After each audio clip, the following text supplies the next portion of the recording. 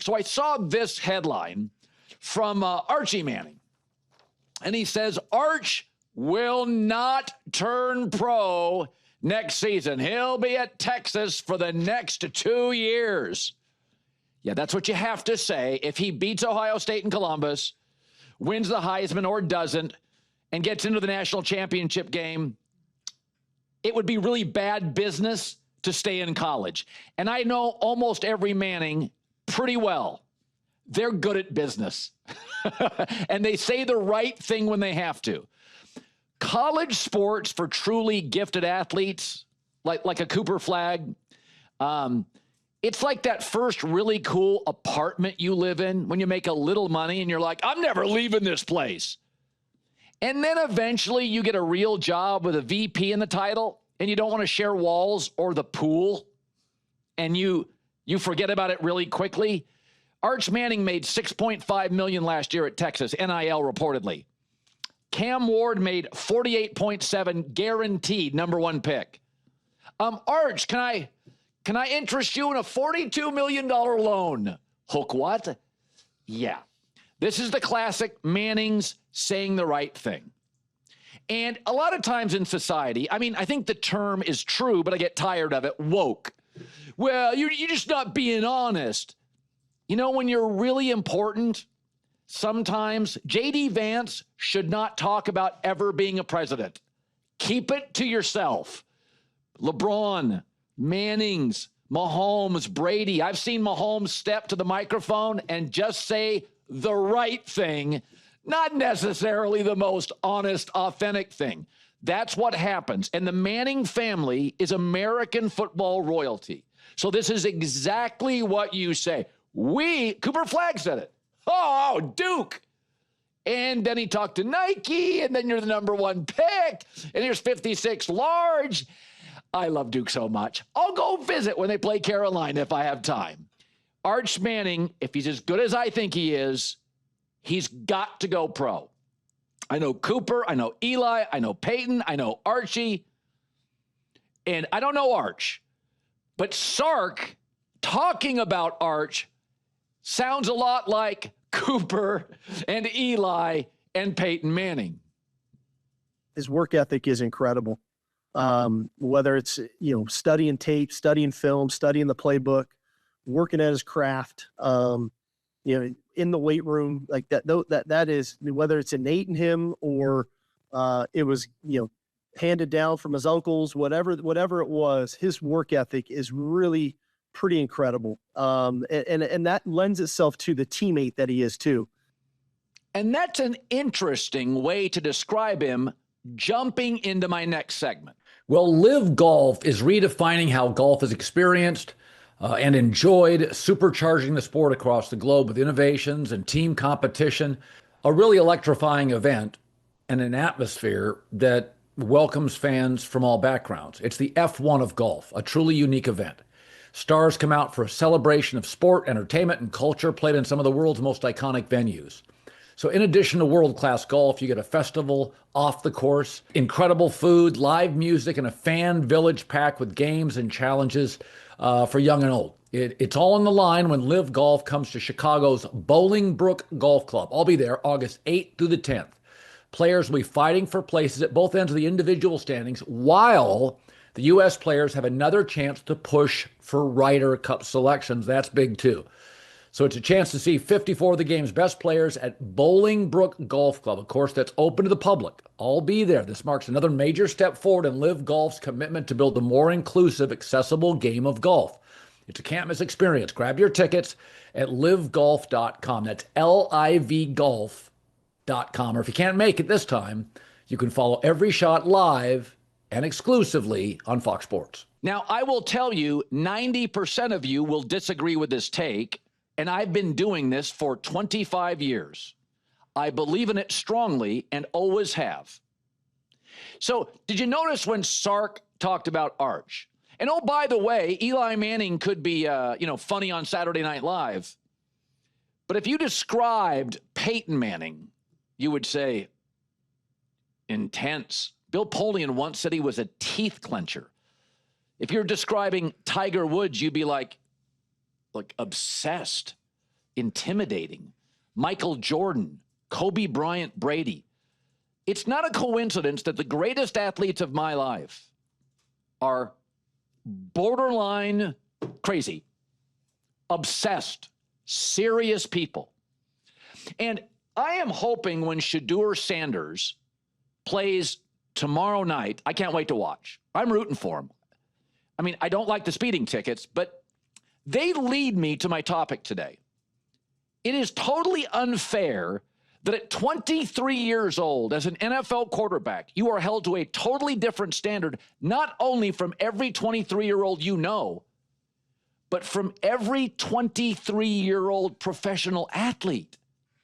You have to be 23 going on 43.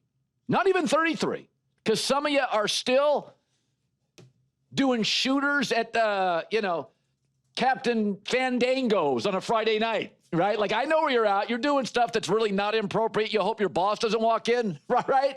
At 33, at 43, hopefully you have kids. You're a grown-up. You're a vice president. You're not doing it. Quarterback in the NFL, it's almost unfair. Jalen Hurts is 27. He acts 47. I've never seen a quarterback that good at the podium, ever. He is the best quarterback I've ever seen at the podium. He surpasses the second best I've ever seen, Dak Prescott. No jokes. They're like accountants. Should bring a briefcase. And this is something that's always bothered me about Shedeur. And Myles Garrett was asked to describe his personality. Here it is. I mean, he's funny. He's optimistic, lighthearted. He's funny. Jameis Winston was funny. Drew Lock was lighthearted. Cam Newton is the best college football player I have ever seen. He was the size of a defensive end, but he was playful. Drew Lock, remember that piece of video? That's all I needed to see. I know all your frat bros, they loved it. I get it. The Sig Ep bros absolutely love that. I get it. It's not what I want. Dak Prescott, his rookie year, it may have been preseason or it was early in the season, did something. And you guys made fun of it. But there was a piece of garbage on the field behind the Cowboy bench. He's in the middle of a game. And he walked by it and turned around, grabbed it, and put it in the garbage. And I'm like, oh, that's a grown-up. He understands. It's like when you go to a funeral. Don't smile and don't laugh. You have to be on. Dak Prescott understands. I'm the Cowboy quarterback. I am always on. Years ago in the Patriots building, they did a little test. This is a true story. They would randomly put stuff on the floor to see if people picked it up when they interviewed them. To this day, when I walk down the halls of Fox, just in case my bosses are watching, I always stop and pick up a piece of garbage. It matters, and it's unfair. I don't want my quarterbacks to be, as Myles Garrett said, fun, lighthearted. I'm not interested in lighthearted at all. Jameis Winston, the best thing he's ever done, worked for Fox. It was funny. He also threw 30 picks a year. It's not fair, but the Harbaughs, Nick Saban, Sean Payton are almost offensively intense. I mean, there are times Nick Saban's so intense, it's intimidating. And yet Nick Saban is 5'6". Did you know that? He plays really big. Sean Payton, I'm much taller than he is. He feels bigger than I do. I don't want my quarterbacks to be fun, lighthearted, and in the draft room put legendary. It was also fun in that car doing 104 in a 45. I'm sorry, but it matters. I like the traits of Shedeur Sanders. I like his size. I think he's more mobile than people say. I think he throws a beautiful football off-platform or on it. I think he's a much better pro prospect than Dylan Gabriel. Obviously, many of you disagree. But one of the things that's always bothered me, he's kind of silly. I don't want silly. I'm not interested in silly. There's so many things, pedigree, size, accuracy I like about him. But it's just one of those things. It is just, I'll give you another example. I don't love Brock Purdy, but there was a moment with Brock Purdy. He was at a concert about a year ago with George Kittle. George Kittle is shotgunning beers. And oh, by the way, Brock Purdy, just like a funeral, don't laugh. You're always on. Brock Purdy carried the beers in. He wouldn't bite. He wouldn't bite. He didn't want that meme. Nothing. Let the crazy tight end do it. I'm not biting. He's going, yeah, George, you keep doing it. He wouldn't do it. He didn't want that anywhere. Because if you do that and people see it and you go on a 4-game losing streak, the GM sees it. And by the way, I will get 3 to 4 texts today from GMs. And they'll be like, you're absolutely right. And every time I do that stuff, I get texts. Is that most 23-year-olds are listening saying, that's ridiculous. It is in 98% of the work environments in the country. But one of the things that impressed me about Dak and Jalen Hurts, it's not how they throw from the pocket. I've said this about Tua. Tua's a grown-up. Tyreek Hill isn't. Hurts is unbelievable. When people say Lamar Jackson, he gets tight in the playoffs. Yeah, damn right he does, because he cares so much. Lamar Jackson gets furious at Lamar Jackson. It's one of my favorite traits. And I do think he gets tight in the playoffs. And I do think Peyton Manning did for years. If the biggest fault is, dude is really intense, sign me up for that. Sign me up for Lamar Jackson and early Peyton Manning. But there's that Drew Lock video, keeping it real, man. I got the vibes. And y'all loved it. And I couldn't stand it. And it was only 10 seconds. And I'm like, dude, you do that at home. You're on. You're smiling at a funeral. You're trying to be the face of a franchise. I don't like it. I wouldn't like my GM doing it. I wouldn't like my head coach doing it. Remember that Shador-Flacco thing? There was a little piece of video with Shador and Flacco here in camp. And it's not the end of the world. Nobody's saying it is. As I always say, everything's something, nothing's everything. But remember that little piece of video? Do we have the sound up on that when Flacco and Shador's asking him about dancing? Do we have that? You ever hit that bench? What's that? Definitely not. I don't know if I've ever hit a public dance move in my life. Joe Flacco's been to a Super Bowl and won a Super Bowl. And if I recall, he was the MVP of the Super Bowl. It matters, at least to me. All right, the hate mail will be flying in, and keep it coming, because it is a thing. It really is a thing. And it just is one of those things. I think about it all the time. And there are different times in life. By the way, I've joked about this for years. Whenever I'm hiring a young person, like 20 or 30, I don't want somebody that loves golf. Now, by the time you get gray hair and you're old, I don't care. Old guys, I'm really into golf the last 3 years. The grayer my hair gets, but I'm out of that space now. But when you're 20 and 30 and you're not making much and I need you to work 55 to 60 hours a week, I'm not working that much anymore. I got a bigger staff now. But when I used to be in this business looking for young people, I didn't mind what your hobbies were. I didn't want golfers. I didn't want golfers because golf has an addictive quality. I'm going through that now over the last 3 years.